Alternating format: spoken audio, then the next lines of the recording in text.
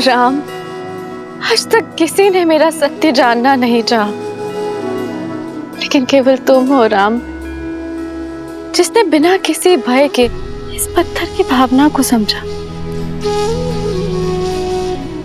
तो सुनाइए वो सत्य मां जो बरसों से इस प्रतिमा के पीछे छुपा है।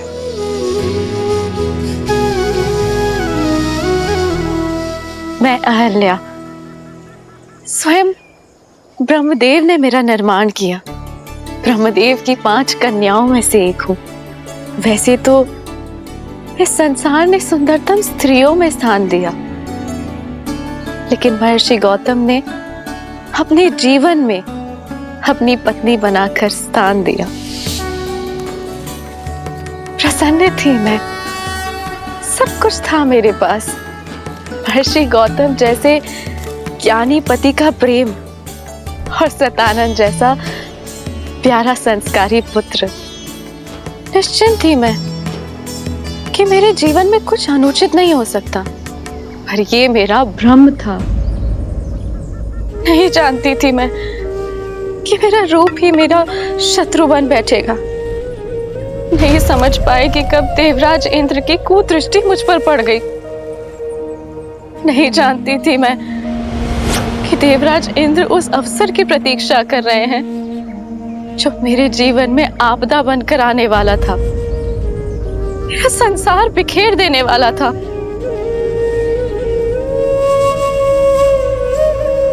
अग्नि मेरे पुरोहित यज्ञस्य देवनृत्य। अहिल्या। जी जी महाराज। मैं संध्या स्नान के लिए जा रहा हूँ। जी, आपके लौट के आने तक संध्या पूजन की सारी सामग्री सज रहेगी।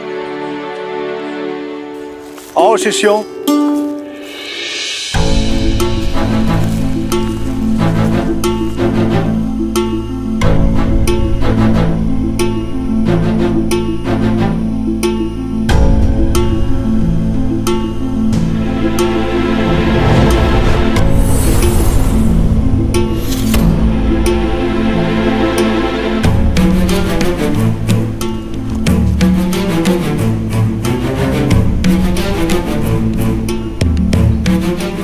पुत्र सतानंद, तुम्हारे पिताश्री संध्या स्नान के लिए गए हैं और अपने वस्त्र यहीं पर भूल गए।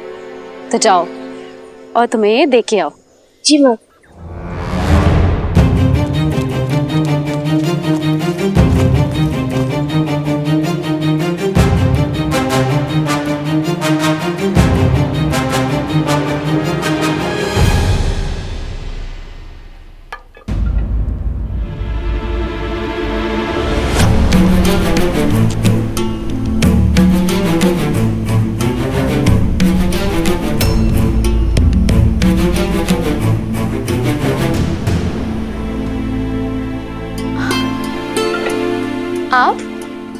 आपको स्मरण हो गया कि आप संध्या स्नान के लिए गए, किंतु अपने वस्त्र ही भूल गए थे। मैंने सतानंद को भेजा है आपके वस्त्र लेकर।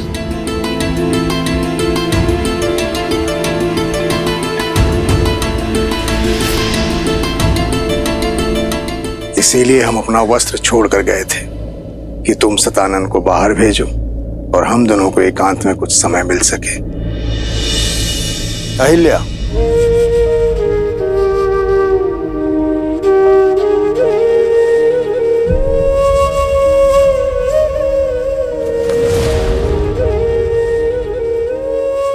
राम।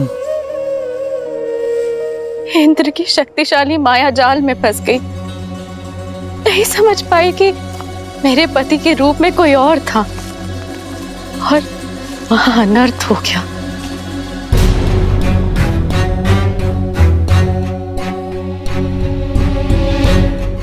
कौन हो तुम? मेरा वेश धारण करके मेरे आश्रम में क्या कर रहे हो तुम?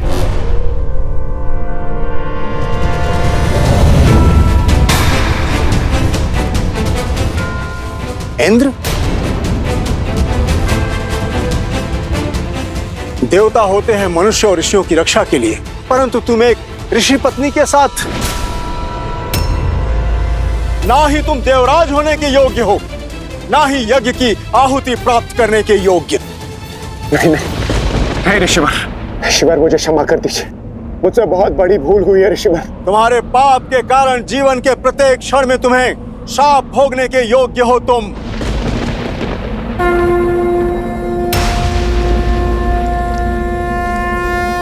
ऋषिवर, मैं गौतम अपने जीवन की संपूर्ण तप को साक्षी मानकर मैं तुम्हें श्राप देता हूँ इंद्र। नहीं देव ऋषि, ऐसा अनर्थ मत कीजिए कि जिस रूप के मोह में तुमने ये पाप किया है वो तुम्हारा रूप तुमसे छिन जाएगा। तुमने इंद्रत्व का अपमान किया है भोगी, तुम आजन्म रोगी रहोगे। देव ऋषि, तुम्हारे संपूर्ण शरीर पर सहस्त्रों घाव हो जाएंगे। तुम अपना पुरुषत्व खो दोगे इंद्र। असुर तुमसे युद्ध में विजयी होंगे। तथास्तु।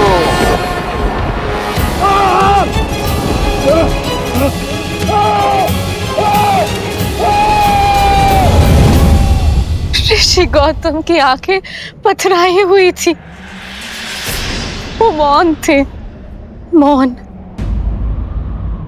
जो मेरे जीवन में महाचक्रवात लाने वाला था। क्या अपराध था मेरा ये कि मैं एक सती होके अपना सत्य सिद्ध नहीं कर पाई, या ये कि मैं एक दुष्ट के मन की मलिनता को समझ नहीं पाई।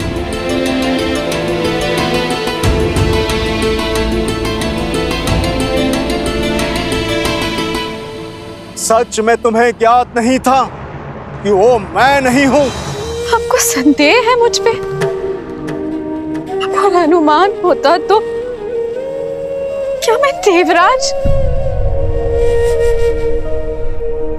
जब वो मेरे समक्ष आए तो मुझे भ्रमित कर दिया। इंद्र के रूप में नहीं, अभी तो बिल्कुल आपकी तरह लग रहे थे वो, और माया से मुझे। अहिल्या! इंद्र तो पापी है, परंतु तुम तो पतिव्रता हो ना। फिर तुम्हें यह कैसे अनुमान नहीं हुआ कि यह इंद्र की माया है? उसने तुम्हें स्पर्श किया और तुम्हें अंतर का अनुभव तक नहीं हुआ। मानने को मैं सच नहीं कि कोई स्त्री किसी के निकट रहने के पश्चात भी यह अनुभव न कर सके कि वो उसका पति नहीं है। सत्य बोलो अहिल्या, एक ऋषि पत्नी होने के पश्चात भी ऐसा तुच्छ व्यवहार। चरित्रहीन हो तुम।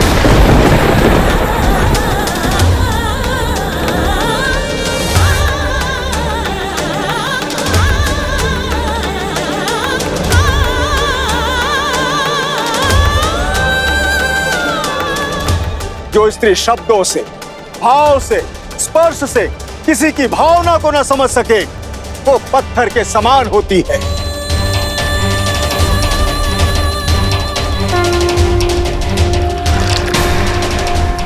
मैं तुम्हें श्राप देता हूं कि इसी क्षण तुम पत्थर की प्रतिमा में बदल जाओ, सदा सदा के लिए। तथास्तु।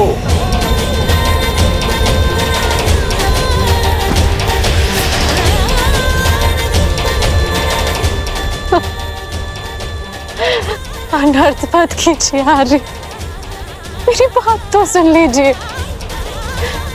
मेरे पक्ष का सत्य जान लीजिए। जो देखा उसके पश्चात भी अब क्या कुछ शेष है सुनने के लिए? नहीं अहिल्या, तुम क्षमा के योग्य नहीं हो। मेरा श्राप अवश्य पूर्ण होगा। तुम्हें यह पीड़ा अकेले ही भोगनी पड़ेगी, और जो कोई भी इस क्षेत्र में प्रवेश करेगा वो तुम्हारे पाप का भागीदार बनेगा। तुम्हें श्राप से वही मुक्त करेगा जो काम, क्रोध, मद, मोह, लोभ और मत्सर से मुक्त होगा।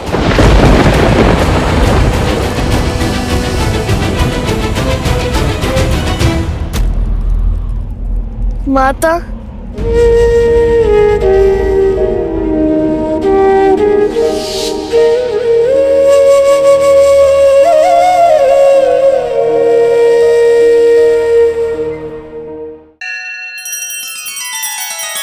श्री रामचंद्र कृपालु भजु मन हरण भव भय दारुणम।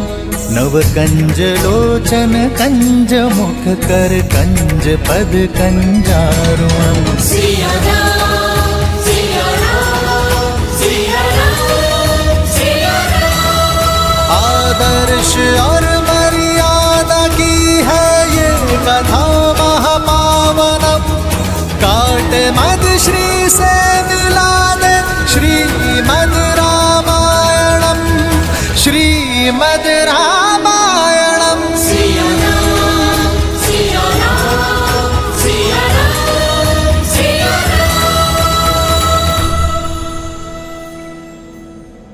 मुझ पर अपराध हुआ और दंड भी मुझे ही मिला।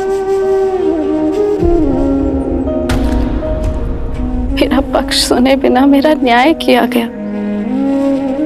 तब से मैं प्रतीक्षा में हूं कि कोई आए और मेरी पीड़ा सुने।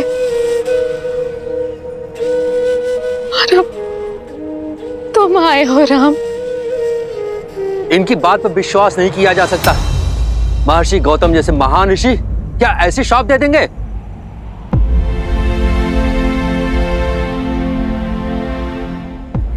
यदि एक पति अपनी पत्नी के आंसुओं में छुपा सत्य न देख सके तो क्या वो पाप नहीं? एक संबंध में सबसे बड़ा पाप होता है उस संबंध में सम्मान खो देना। यदि गौतम ऋषि सम्मान ना खोते, माता अहिल्या के साथ साथ पति पत्नी के संबंध को शाप ना देते, अपराधी को उसके अपराध का दंड अवश्य मिलना चाहिए, पीड़ित को नहीं।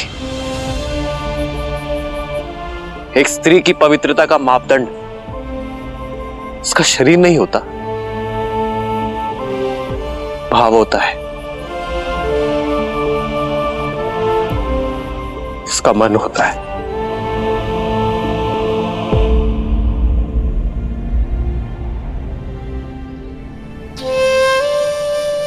मैं लज्जित हूं मां कि आपके पति ने आपकी पीड़ा नहीं समझी, किंतु ये पुत्र समझता है।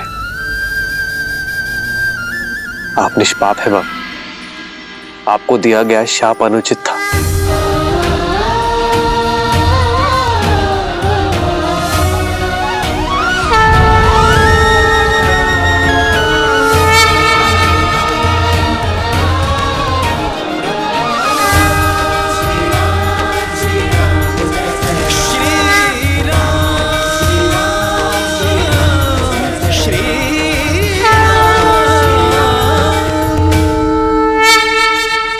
एक मां जब अपनी संतान को जन्म देती है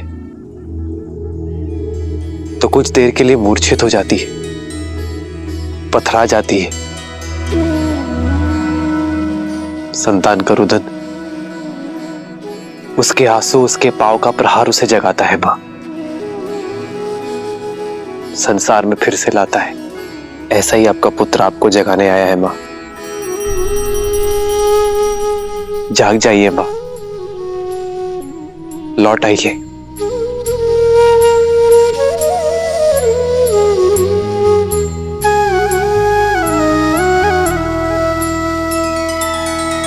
नैना करुणा पग में ममता, पाषाण में लादे प्राण। निष्पाप ना कभी दंड भोगे, राम का है ये विधान। श्री राम, श्री राम, श्री राम, श्री राम, श्री राम, श्री राम, श्री राम, श्री राम।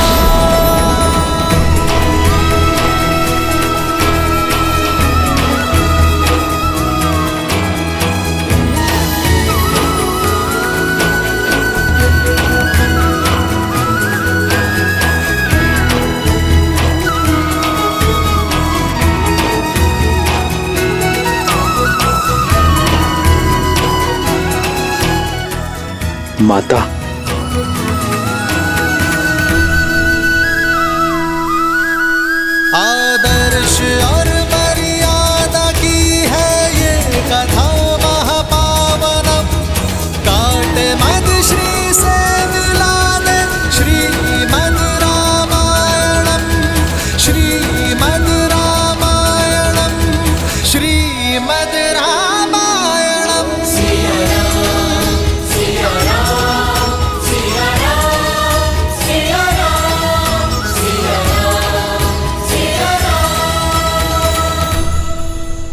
माता, माता, पुत्र, माता, माता, मुझे क्षमा कर देना। मैं वो अभागा पुत्र हूँ जो मेरी माता की पीड़ा समझ नहीं पाया। मेरा समस्त जीवन आत्मग्लानि में व्यतीत हो गया। माता, मुझे क्षमा कर देना। माता, मुझे क्षमा कर देना। नहीं पुत्र, मैं तुमसे रुष्ट नहीं हूं पुत्र सतानंद। व्यक्ति की समझ तो आयु से परिपक्व होती है।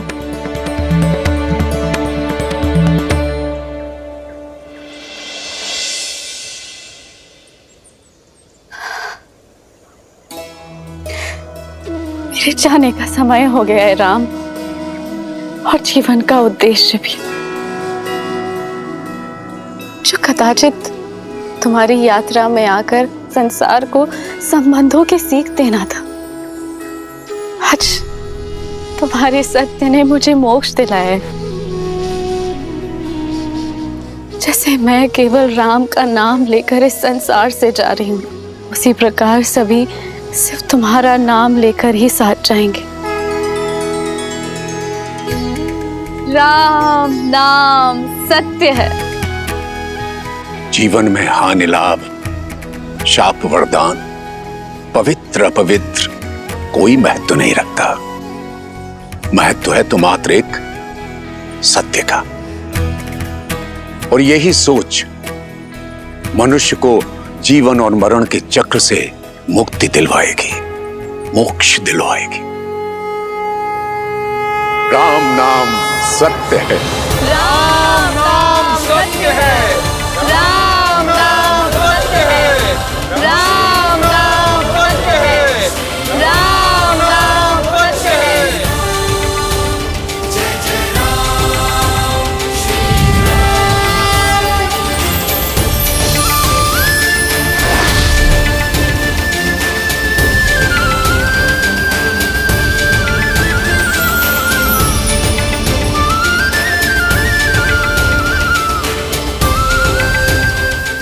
अद्भुत।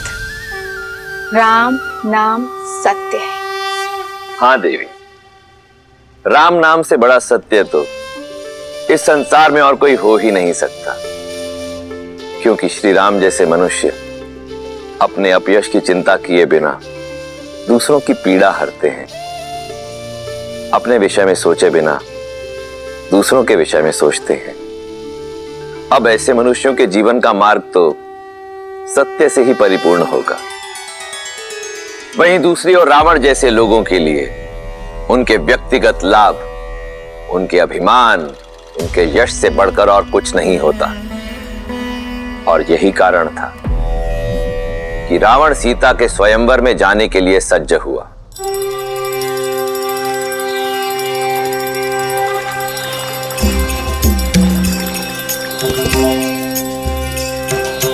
आशुतोष शशांक शेखर चंद्रमौली चिदंबरा कोटि कोटि प्रणाम शंभु कोटि नमन दिगंबरा निरंकार स्वरूप कालेश्वर महायोगीश्वरा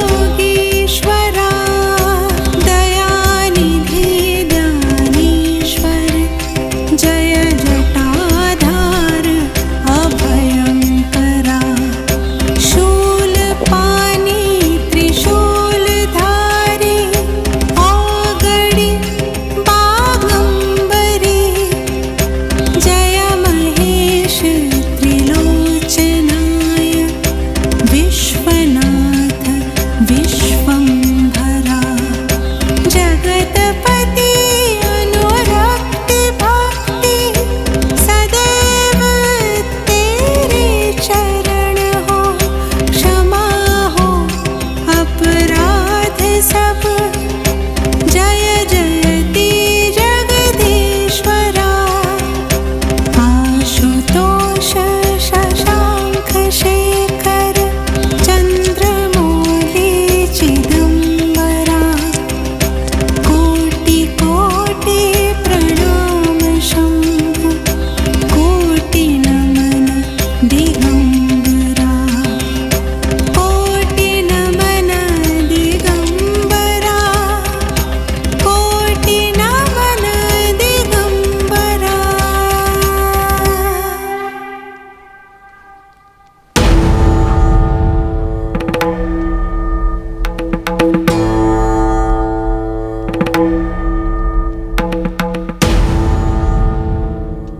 अपने स्वामी को विदा दो मंदोदरी।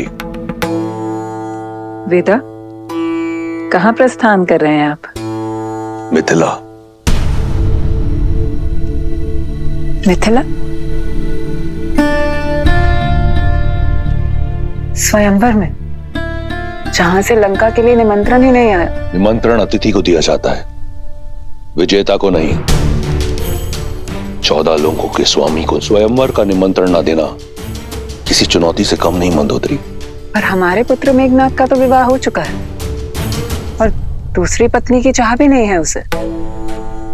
मैं मिथिला मेघनाथ के लिए नहीं जा रहा।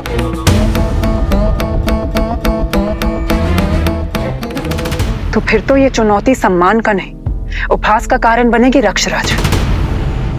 आपकी आयु तो जनक से भी अधिक है। निसंदेह, परंतु ना मैं जनक हूं और ना सीता का पिता, और आयु उन्हीं की बढ़ती है जो स्वयं को वृद्ध माने। इतने वर्षों पश्चात मेरा प्रेम, मेरी सेवा आपके लिए कम पड़ गई। मंदोदरी, तुम मेरे लिए वो अमूल्य रत्न हो जिसका तेज, जिसकी चमक कभी मंद नहीं होगी। तुम सदैव मेरी पटरानी रहोगी। फिर जनक पुत्री क्यों? मैं मिथिला केवल जानकी के लिए नहीं, महान शिव धनुष पिनाक के लिए जा रहा हूं।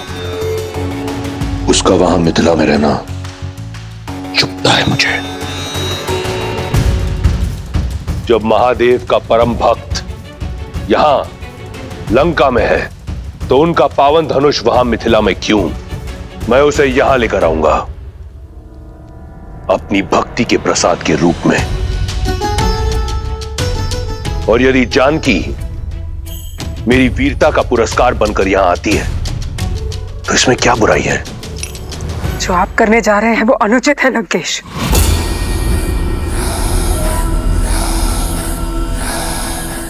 लंकेश अनुमति लेने नहीं, सूचना देने आया है। दशानन की नई रानी के स्वागत की तैयारी करो।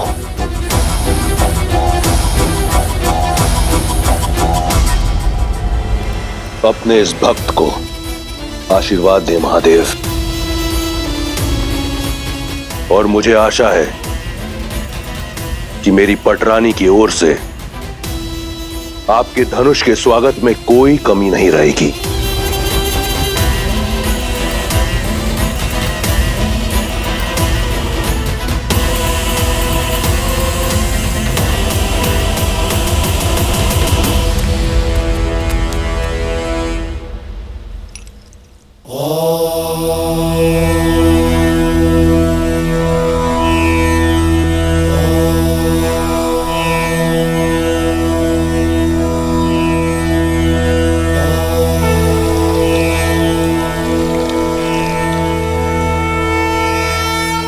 गुरु सदानंद के मन की व्यथा शांत करना महादेव।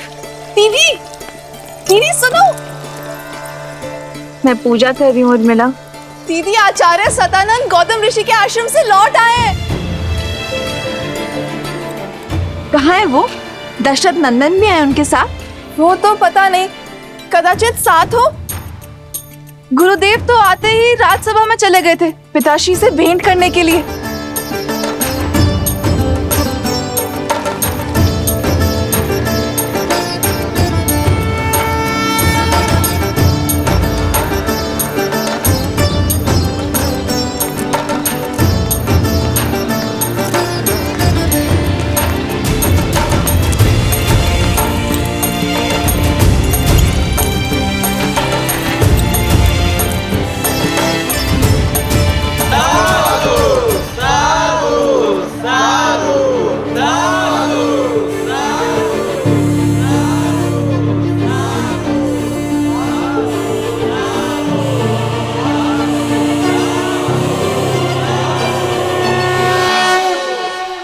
ना सिद्धि थी, ना मंत्र, बस आंखों में अश्रु और वचनों में करुणा।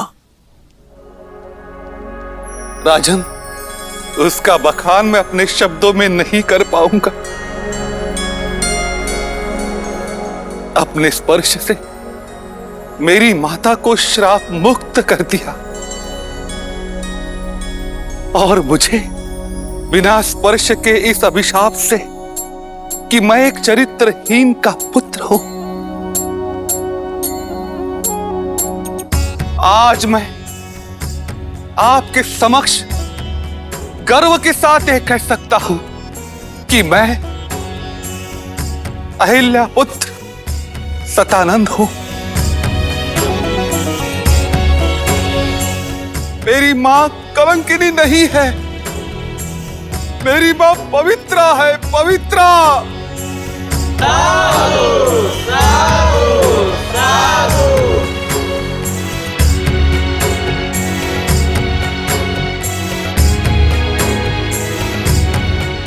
पुत्री सीता, तुमने उचित कहा था, महादेव ने मार्ग दे दिया। अब तुम्हारे इस गुरु को शांति की खोज के लिए कहीं और जाने की कोई आवश्यकता नहीं। इस समस्त संसार में वस्तु, संपत्ति, शक्ति का कोई मोल नहीं है। मोल है तो केवल राम नाम का। राम नाम सत्य है, राम नाम सत्य है, राम नाम ही सत्य है, राम नाम ही सत्य है, राम नाम ही सत्य है, राम नाम ही सत्य है। गुरुवर, ऐसे धीर के तो हम भी दर्शन करना चाहेंगे। ऋषि विश्वामित्र मिथिला के इतने निकट हैं, तो आप उन्हें न्योता देते ताकि हम उनकी सेवा कर पाते, और सेवा के साथ साथ हमें दशरथ नंदन के भी दर्शन हो जाते।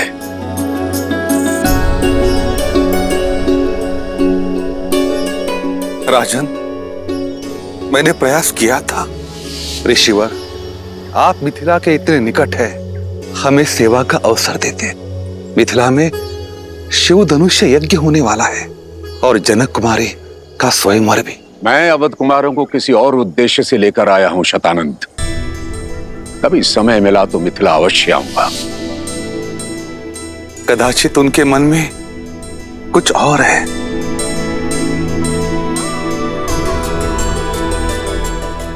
जैसी महादेव की नियति। यदि महादेव चाहेंगे तो ऋषि विश्वामित्र भी हमें दर्शन देंगे, और दशरथ नंदन राम भी। अवश्य महाराज। ये क्या? विश्वामित्र तो ब्रह्म ऋषि हैं। वे जानते हैं कि सीता केवल राम की ही होनी है। फिर विश्वामित्र ने मिथिला जाना अस्वीकार क्यों कर दिया?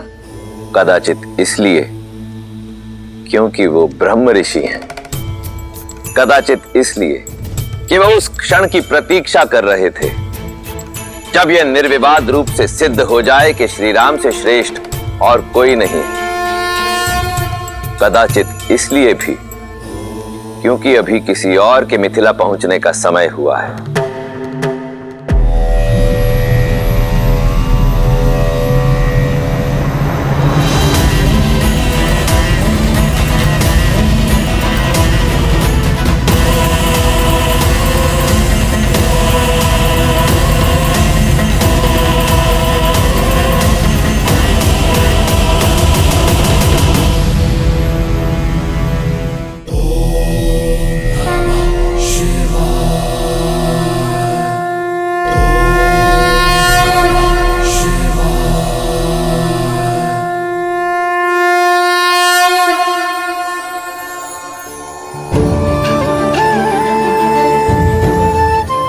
मिथिलावासियों, महापावन शिव धनुष को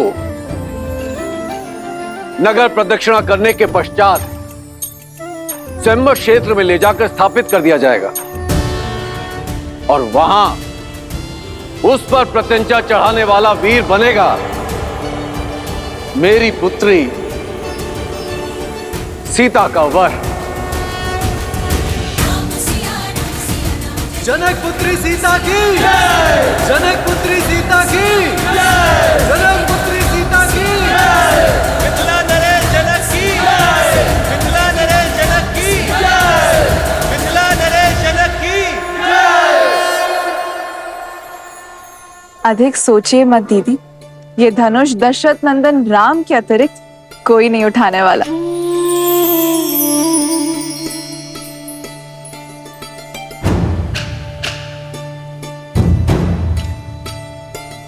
अनुष्ठान प्रारंभ करो।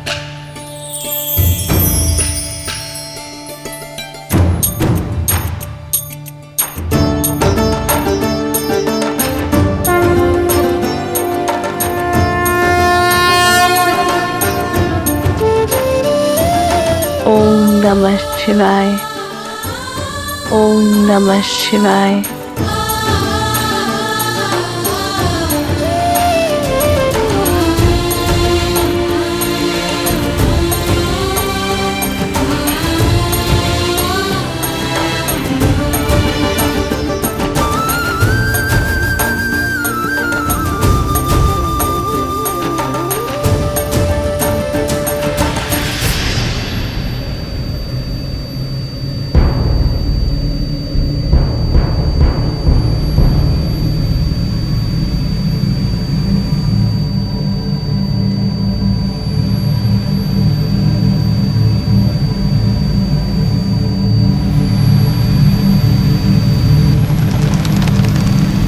पुष्प विमान अर्थात रावण यहाँ आया।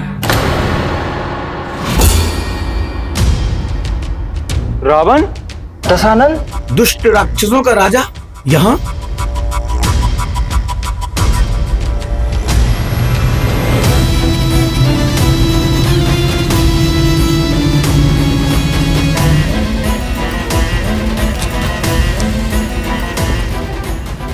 महादेव का पिनाक तो यहां है, अर्थात स्वयंवर आरंभ होने में समय है। पुष्पाक,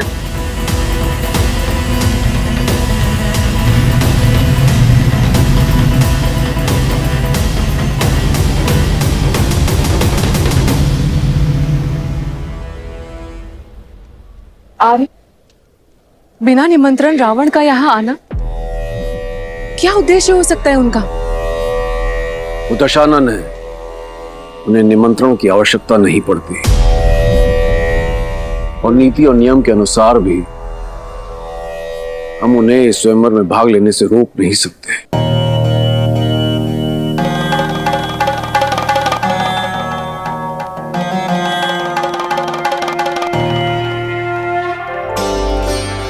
मुझे पूरा विश्वास है आप मेरे लिए जो भी करेंगे शुभ ही होगा।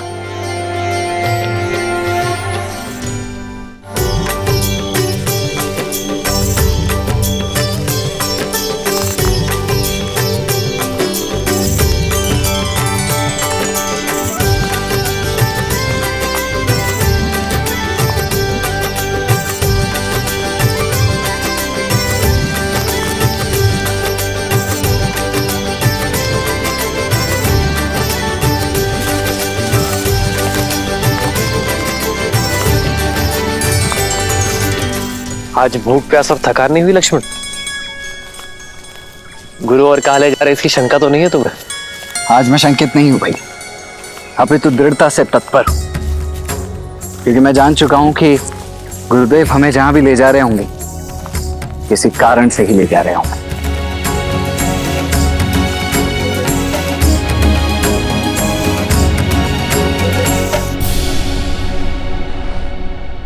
यहाँ नहीं रहना हमें, चलो जल्दी चलो। हाँ, यहाँ नहीं रहना, चलो चलो।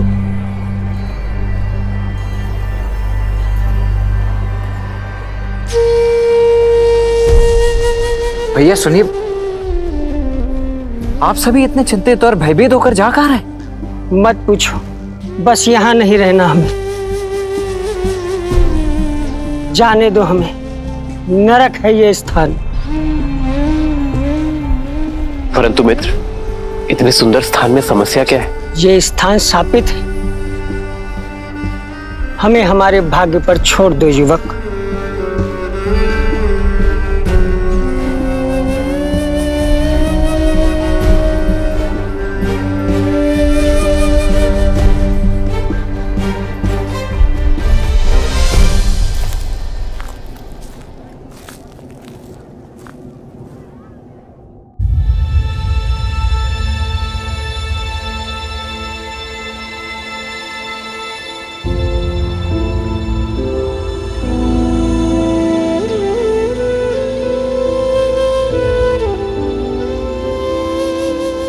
वो झील देख रहे हैं ना, कृष्ण झील।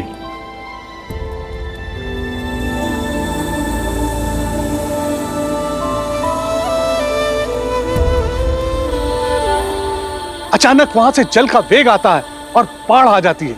कुछ ही पलों में हमारे खेत घर सब बहा ले जाती है।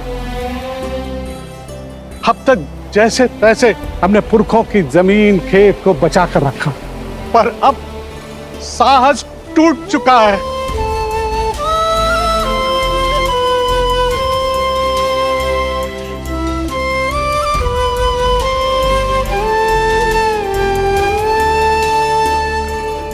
समाधान भागने में नहीं, साधने में है।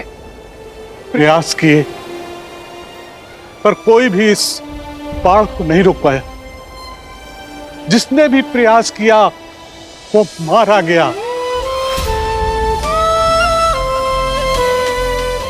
राक्षस शंखचूड़, उसकी पत्नी देवी तुलसी और नारायण की कथा तो सुनी है ना।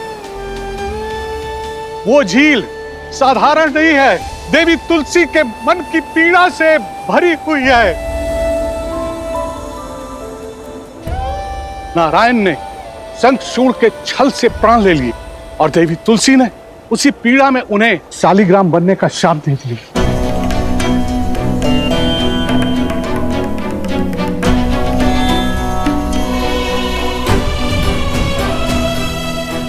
ये शालिग्राम नारायण के चिन्ह है, शापित होकर पड़े हैं गंडकी नदी के तट पर।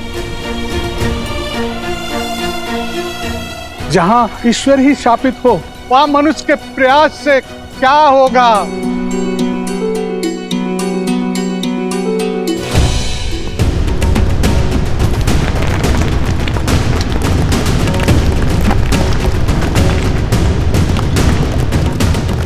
भागो भागो, सब लोग वहां से भागो, शीघ्र ऊंचे स्थान पर जाओ। आओ, चलो इधर आओ, इधर आओ, निकलो।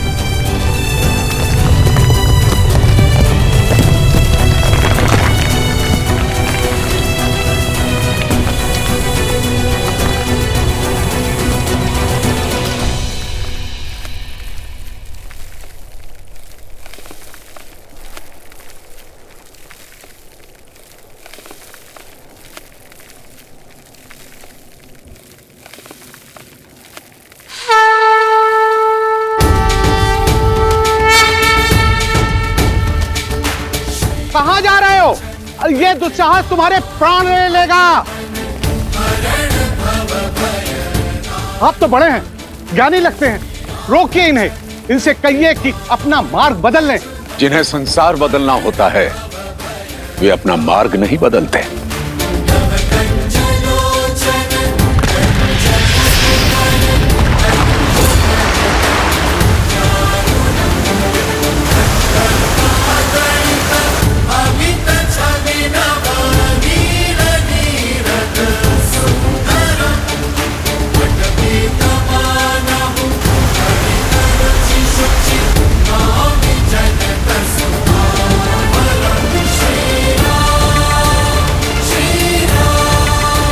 हे महादेव, रक्षा करो।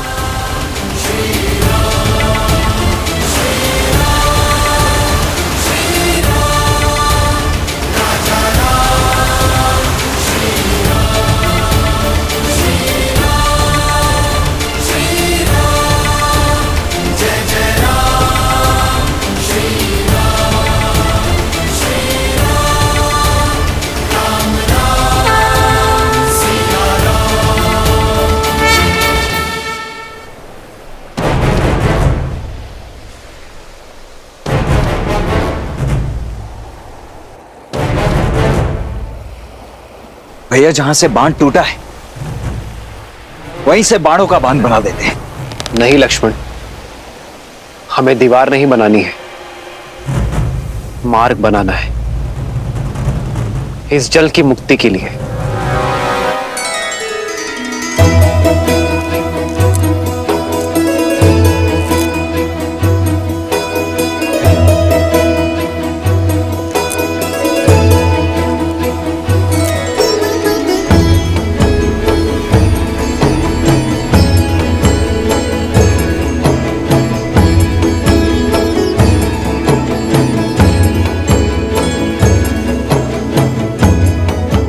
ओमस्य श्री भूमि देवी मंत्र श्री भौमात्र ऋषि अनुष्टुप छंद तत्गुण अंतर्यामिं परम पृथ्वी चतुर्वर्ग फल सिद्ध्यर्थे विनियोग।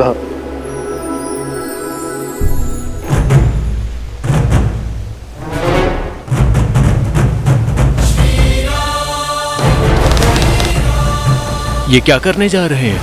ये पत्थर तोड़कर झील को गंडकी नदी से मिलाने का मार्ग बना रहे हैं ताकि उसका पानी गांव तक न पहुंचे।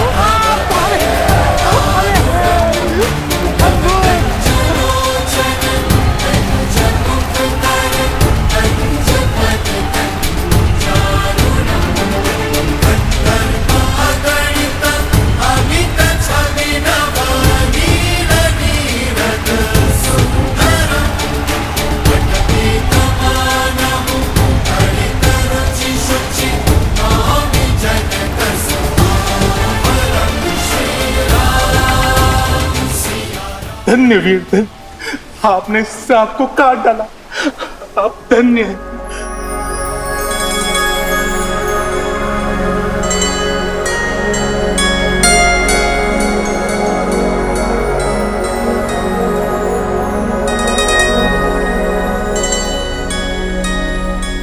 ये शालिग्राम शाप नहीं, एक सीख बनकर यहां विराजे थे। यदि अपने विचार और मन इस झील की भांति बांधे रखोगे तो विचार मलिन होंगे और मलिन विचारों का बाढ़ आपके जीवन को नष्ट कर देगा। यदि अपने विचारों को खोला जाए, चलायमान बनाया जाए तो हर शाप और संताप से मुक्ति मिलेगी। मुक्ति तो हमें आपने दिलाई है वीर, अब हो कौन? जो हमें इस मार्ग पर लेकर आए वो हमारे परम पूजनीय गुरुदेव विश्वामित्र हैं।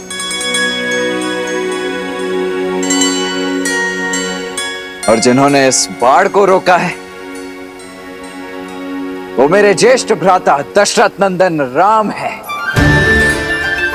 वही राम जिन्होंने ताड़का को मुक्ति दी, जिन्होंने देवी अहल्या को मोक्ष दिया और अब इस झील को गंडक नदी में मिलाकर हमें हमारे कष्ट से तार दिया।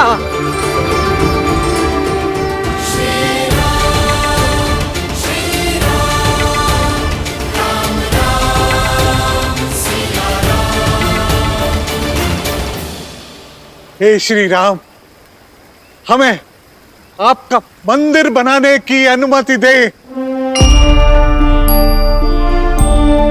अनुमति दे भगवान, भगवान हमें अनुमति दे।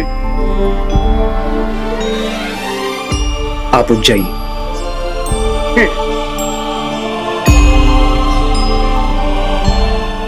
आप सब उठ जाइए।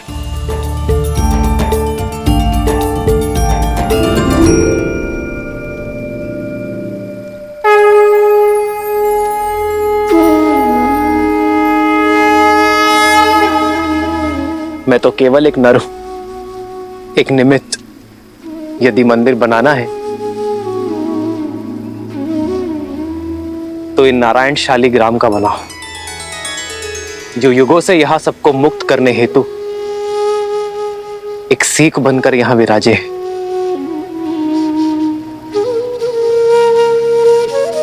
यदि मेरे गुरुवर की आज्ञा हो तो हम भगवान विष्णु का मंदिर बनाते हैं।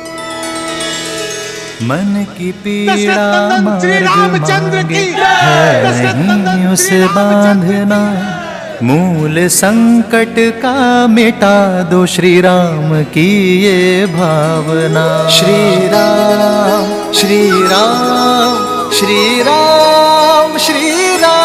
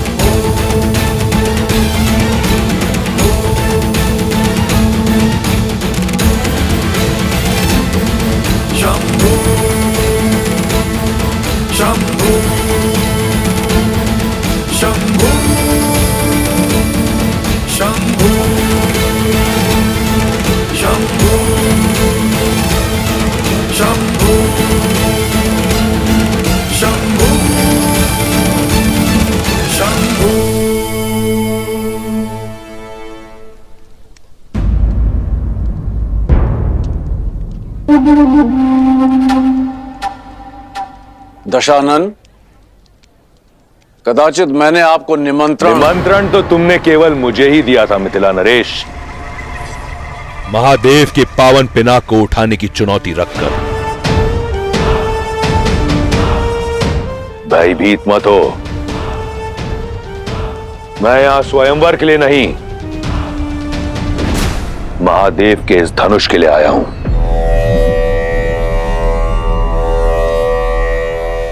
इस संसार में महादेव के परम भक्त के अतिरिक्त उनका ये धनुष उठाने का अधिकार किसी को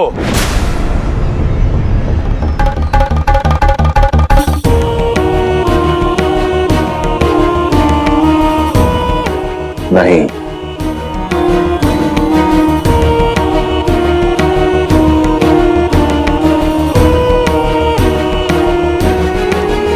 पहले स्वयंवर को स्वयंवर सभा में विधि पूर्वक प्रारंभ तो होने दीजिए दशानन। धनुष यहां है, वर भी, स्वयंवर भी।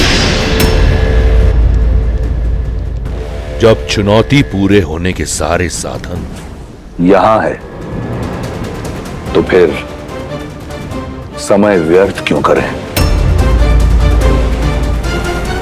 स्वयंवर यहीं होगा, इसी क्षण होगा।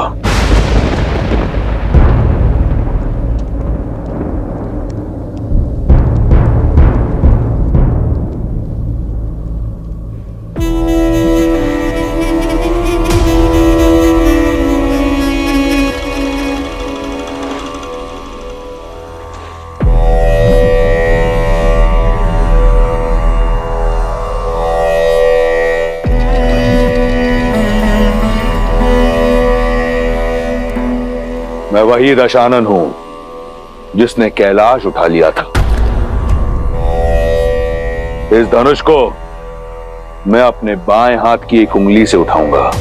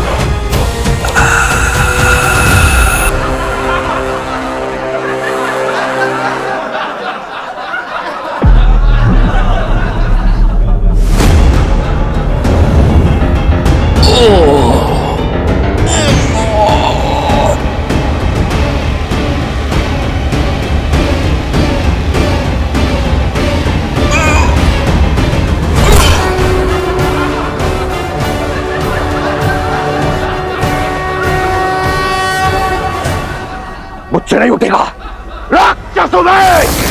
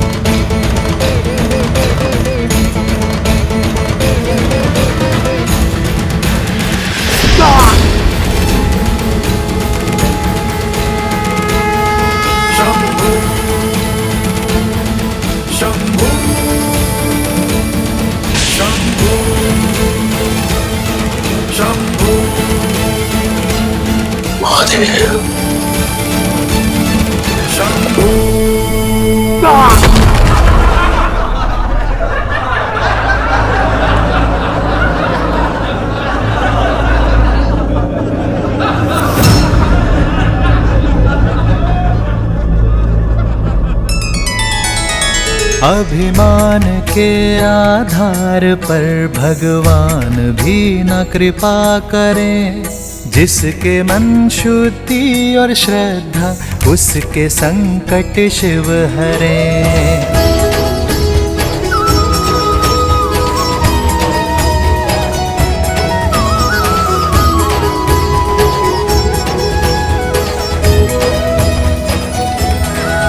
आदर्श और मर्यादा की है ये कथा महापावनम। काट मद श्री से मिला दे श्रीमद् रामायणम। श्रीमद् रामायणम। श्रीमद् रामायणम। सिया राम, सिया राम, सिया राम, सिया राम, सिया राम, सिया राम, सिया राम, सिया राम।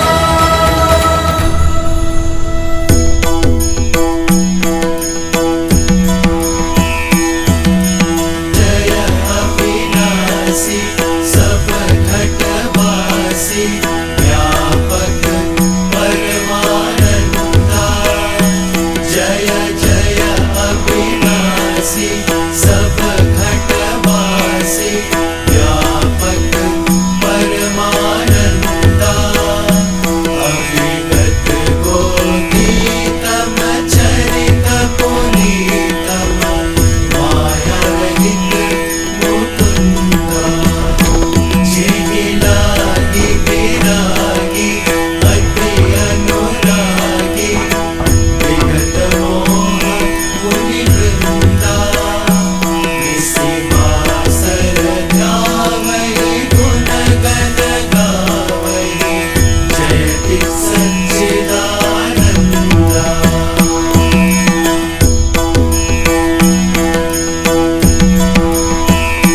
सारद श्रुति शेषा ऋषय अशेषा। जाकहु को नहीं जाना जेहि दीन प्यारे वेद पुकारे। प्रभु सो श्री भगवाना। प्रभु सो श्री भगवाना। तुमने यहाँ के लोगों को मुक्ति का मार्ग दिखाया है राम। इसलिए यहाँ स्थापित ये शालिग्राम का मंदिर आज से मुक्तिनाथ कहलाएगा। श्री मुक्तिनाथ की जय। श्री मुक्तिनाथ की जय। जो भी व्यक्ति यहाँ पर पूजा अर्चना करने आएगा उसे मुक्ति मिलेगी। श्री मुक्तिनाथ की जय। श्री मुक्तिनाथ की जय। श्री राम, श्री राम, जय जय राम। श्री राम, श्री राम, श्री राम, राम राम, सिया राम।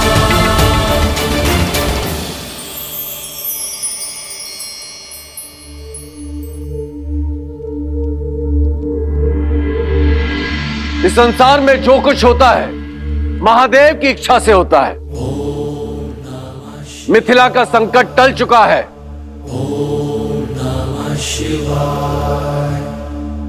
धनुष यात्रा प्रारंभ हो।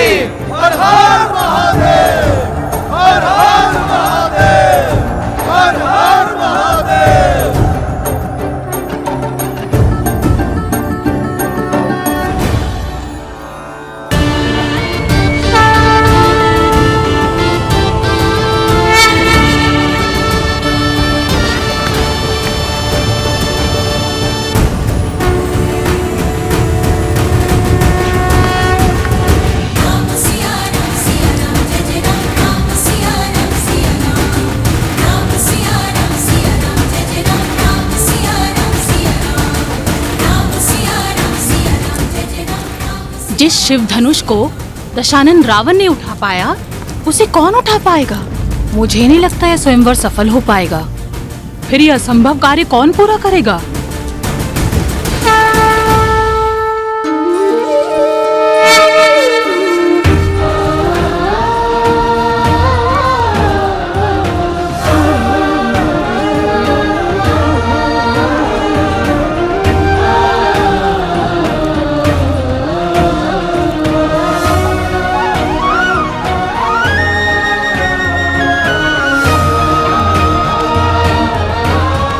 राम, ये है मिथिला नगरी, बड़ी ऐतिहासिक और पावन भूमि है।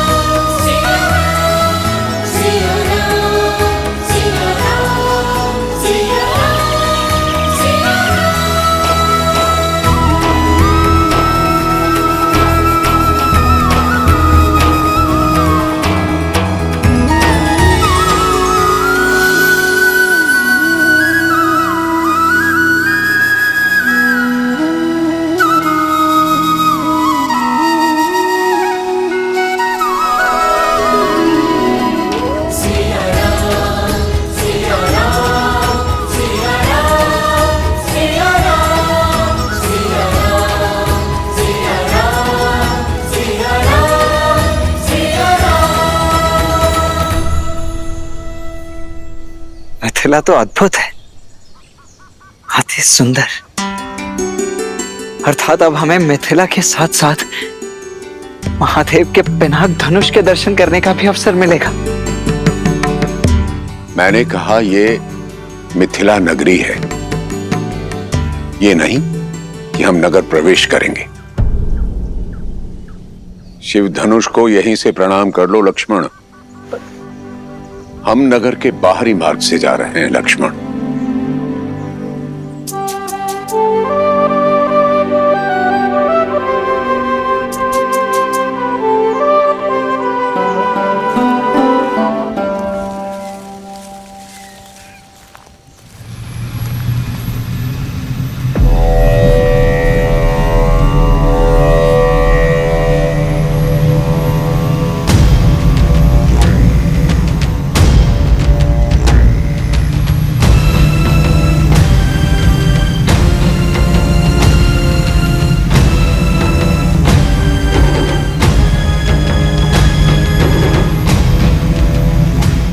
अद्भुत, इतना भव्य विमान किसका है गुरुदेव? और किसका हो सकता है? लंकाधिपति रावण का।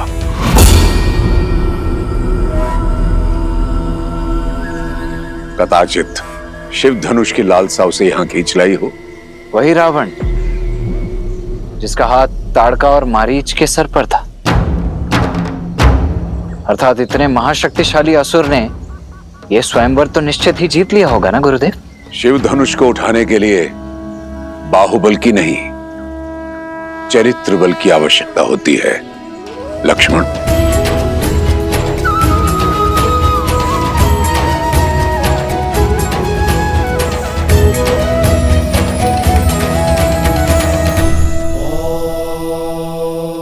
अब समझी महादेव, विश्वामित्र ने सतानन का मिथिला निमंत्रण क्यों टाला, ताकि राम रावण के वहां से निकल जाने के बाद ही वहां पहुंचे, कि उनकी भेंट उचित समय आने से पूर्व ना हो जाए। किंतु उन्हें अब राम को मिथिला लेके जाना चाहिए ना? प्रश्न केवल राम और रावण की भेंट रोकने का ही नहीं है देवी। ऋषि विश्वामित्र चाहते हैं कि राम को मिथिला उस समय ले जाया जाए जब यस्याग्रे त्राट त्राट त्रुट त्रुट ममलम टंट टंट टंट टंटम तैलम तैलम तु तैलम Kuku Quang Quang Quang Quang कम कम कम तु कम कम दंस दंस तु दंस तू ही चकितम भूपकम भूयनालम यास्ते विपग्रह सवसति सवलः पातु वः चंद्रचूडः।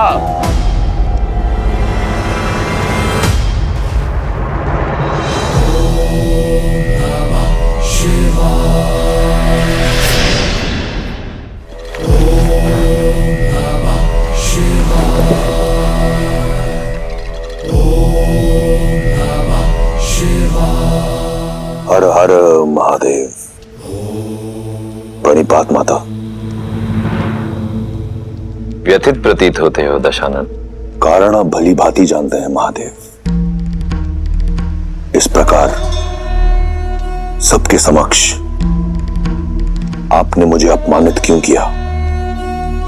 एक 8 वर्ष की बालिका खेल खेल में आपका धनुष उठा लेती है और मैं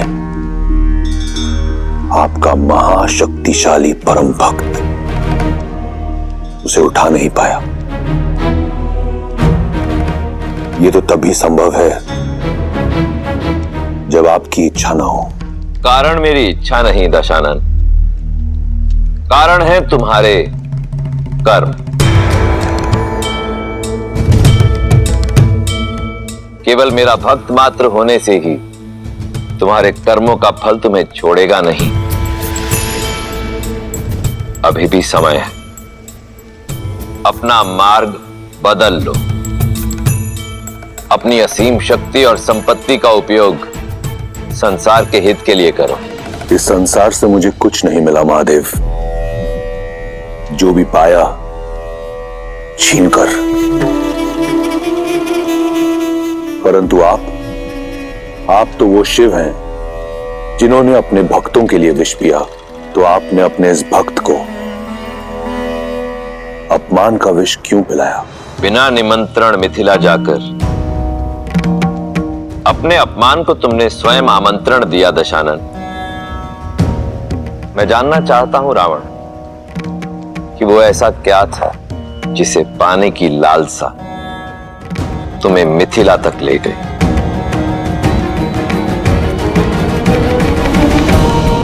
लालसा आपका पावन धनुष पिनाक पाने की थी। केवल धनुष, कुछ और नहीं?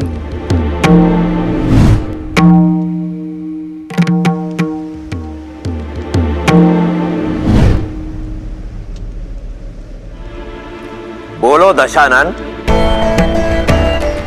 आज तुम अपने अहंकार की भावना से इस सीमा तक ग्रसित हो चुके हो कि स्वयं अपने इष्ट के समक्ष असत्य कह रहे हो। और यही तुम्हारा उत्तर है रावण।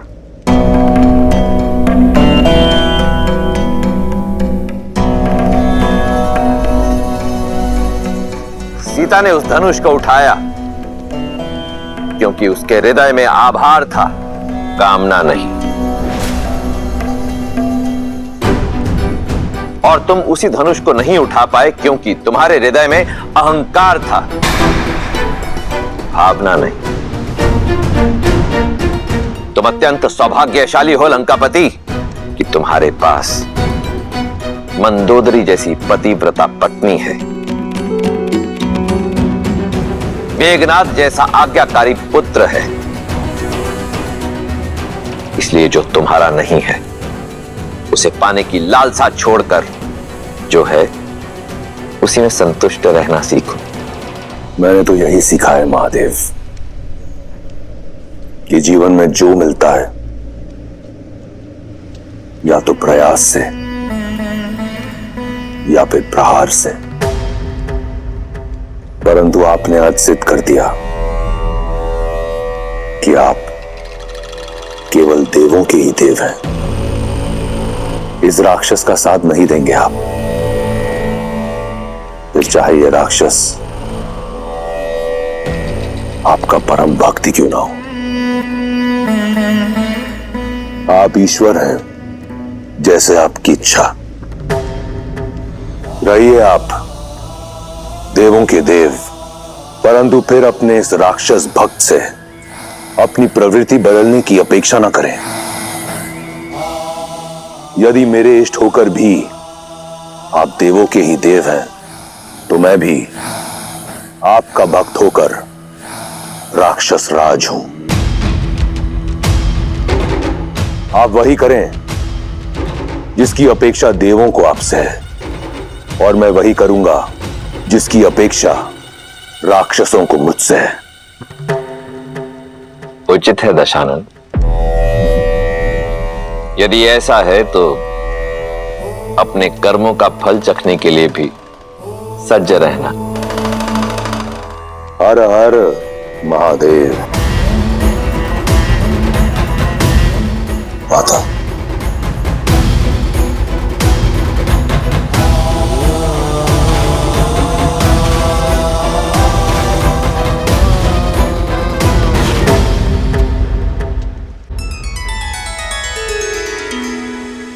रावण का क्रोध तो देख लिया, अब राम और सीता का प्रेम भी दिखा दीजिए।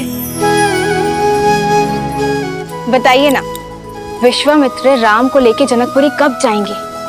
कब होगा उन दोनों का मिलन? जब समय आएगा तब ऋषि विश्वामित्र का मार्ग मिथिला की ओर जाएगा। लक्ष्मण, गुरुवर की आगे की यात्रा के लिए भी सज्ज हो। भैया, मुझे ऐसा प्रतीत होता है कि गुरुदेव आपको किसी महत्वपूर्ण कार्य के लिए सज्ज कर रहे हैं, अत्यंत महत्वपूर्ण। सही कहा लक्ष्मण, उनके हर कर्म के पीछे उद्देश्य होता ही है। अब उनकी इच्छा क्या है ये तो मैं नहीं जानता भैया, पर मेरी इच्छा है कि कदाचित मैं मिथिला नगरी भ्रमण कर पाता, देख पाता वहां का सौंदर्य और विशेषतः वो शिव धनुष। कितना अच्छा होता ना भैया। इच्छा तो मेरी भी यही है लक्ष्मण। आज हम यही विश्राम करेंगे राम। जो आज्ञा गुरुदेव। जो आज्ञा गुरुदेव।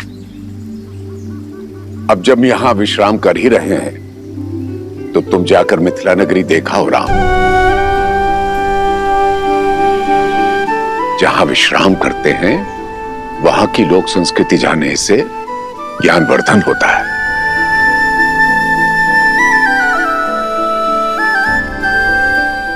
और चाहो तो लक्ष्मण को भी साथ ले जा सकते हो।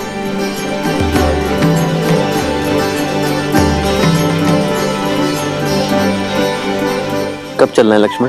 अभी इसी क्षण, तुरंत। कौन जाने कब अपना विचार बदल लें गुरुदेव। आइए आइए।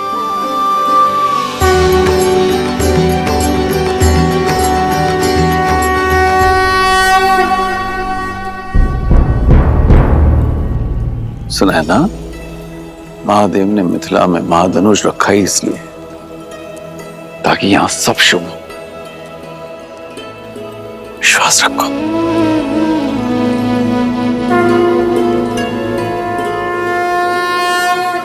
महाराज, कुछ सेवकों ने ब्रह्म ऋषि विश्वामित्र जी को दशरथ पुत्रों के साथ मिथिला में देखा है। वे सभी नगर के बाहर आम्रकुंज में ठहरे हुए हैं। सौभाग्य मिथिला के द्वार तक आया है, उनका आदर कर। है? स्वयं उन्हें स्वयंवर का निमंत्रण देने चाहूंगा। आइए।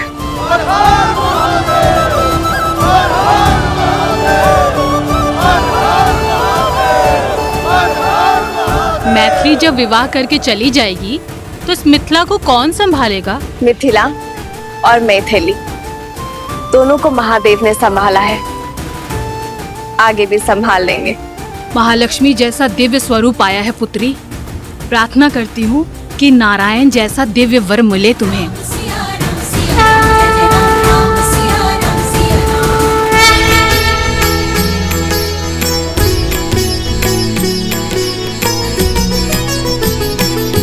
हो परतंत की पंगति पुंद कली, अधराधर पल्लव खोलन की,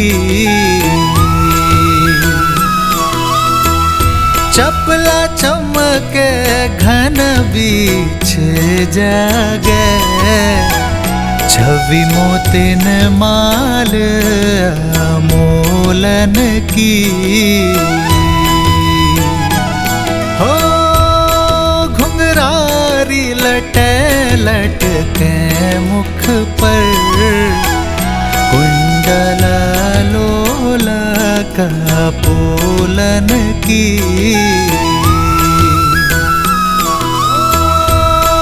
निर्छावरी प्राण करे तुलसी, बलि जाऊं ललायन बोलन की।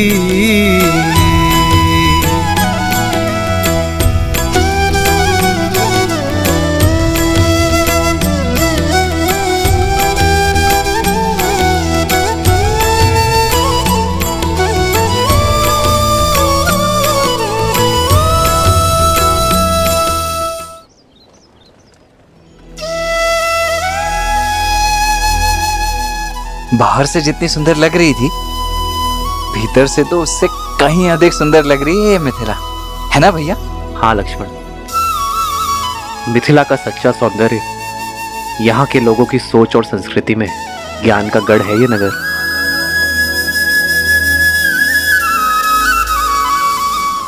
कौन है ये तेजस्वी युवक? कहीं देवता तो वेश बदलकर मिथिला नहीं आ गए? देवता क्यों, कहीं के राजकुमार भी तो हो सकते हैं। सीता स्वयंवर में आए हो, राजकुमार ऐसे गलियों में विचरण करते हैं क्या? कोई गंधर्व तो नहीं हो भी सकता है। चलो चलो आओ देखते हैं।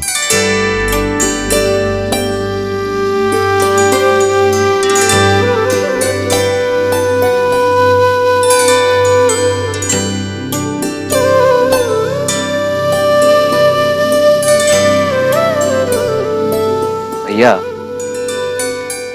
वो स्त्रियां दिख रही हैं। मुझे ऐसा प्रतीत हो रहा है कि वो हमारा पीछा कर रही है, परंतु क्यों? स्वयंवर का वातावरण है लक्ष्मण। हो सकता है तुम में अपनी पुत्रियों का वर ढूंढ रही हैं। फिर तो पहले आप पकड़े जाएंगे भैया। ज्येष्ठ भ्राता का विवाह पहले होता है। लक्ष्मण, यहाँ ज्येष्ठ कौन है कोई नहीं जानता। आप मुझे भयभीत करने का प्रयास कर रहे हैं। जाइए, मैं आपसे बात नहीं। लक्ष्मण आओ। अब तक समझ में नहीं आ रहा ये राजकुमार है या मनुष्य के वेश में कोई देव। एक उपाय है, हम इन्हें अपनी ये मिठाइयाँ और ये सामान बेच देते हैं। मूल्य चुकाने के लिए इन्हें धन देना होगा। यदि इन्होंने धन दिया तो ये राजकुमार है, और यदि इनके पास धन नहीं हुआ तो फिर तो ये देवता हैं, देवता। चलो